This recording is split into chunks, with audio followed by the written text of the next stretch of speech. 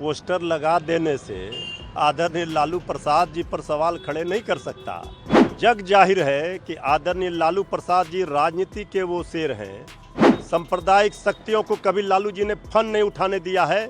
सब दिन सांप्रदायिक शक्तियों के खिलाफ मजबूती से योद्धा बनकर लड़े हैं। देखिए, कानून बनाना चाहिए बहुत कड़ा। सारी ज़मीनें हड़प ली गई है, चाहे सरकारी हो या गैर, उसमें जो काम करने वाले लोग हैं सब बेच दिया है। प्राइम लैंड, ऐसा नहीं है कि कोई खेती वाली ज़मीन है। पटना के डाक बंगला पर जितनी प्रॉपर्टी थी ये सब पर अपार्टमेंट बन गया, सब लोगों ने लूट लाट किया है। देखिए, ये कोई पोस्टर लगा देने से आदरणीय लालू प्रसाद जी पर सवाल खड़े नहीं कर सकता।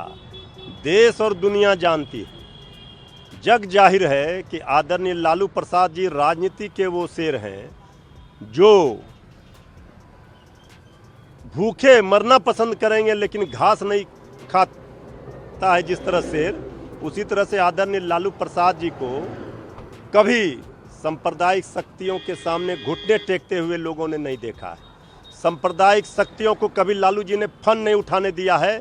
सब दिन सांप्रदायिक शक्तियों के खिलाफ मजबूती से योद्धा बनकर लड़े हैं और सांप्रदायिक शक्तियों के नाक में नकेल कस के रखे हैं। अगर आज लोकसभा में, सदन में आदरणीय लालू प्रसाद जी होते तो फिर ये सरकार ये वक्फ संशोधन बिल पास नहीं करा सकती। ये क्या पोस्टर लगा करके, और कौन लोग पलटी मार राजनीति कर रहे हैं, गिरगिट की तरह रंग बदल रहे हैं।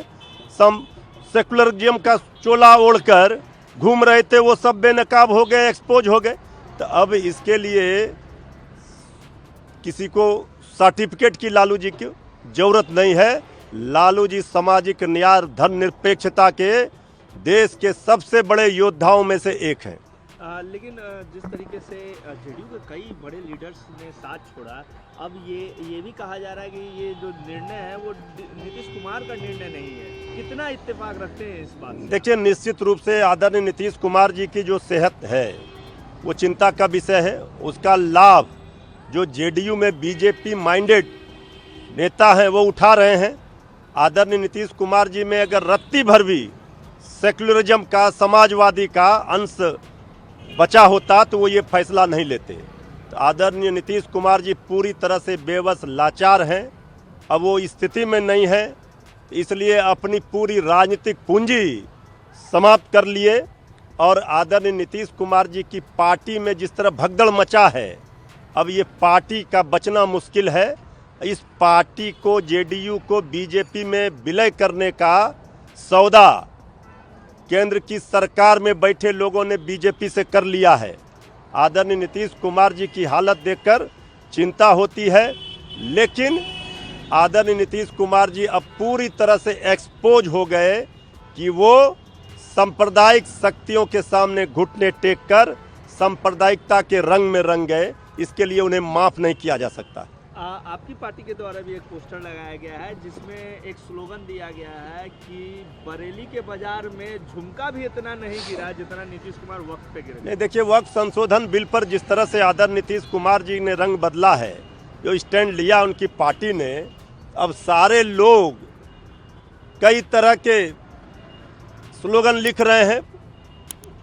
उत्साहित कार्यकर्ता हो, आम लोग हो, वो पोस्टर लगाकर कभी कोई गिरगिट बता रहा, कभी कोई कुछ उपाधि दे रहा है।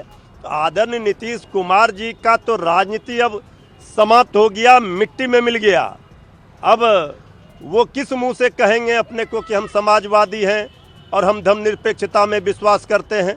अब पहले पार्टी बचा ले जेडीयू अपनी, यही बहुत है। अब पार्टी बचने वाली नहीं है।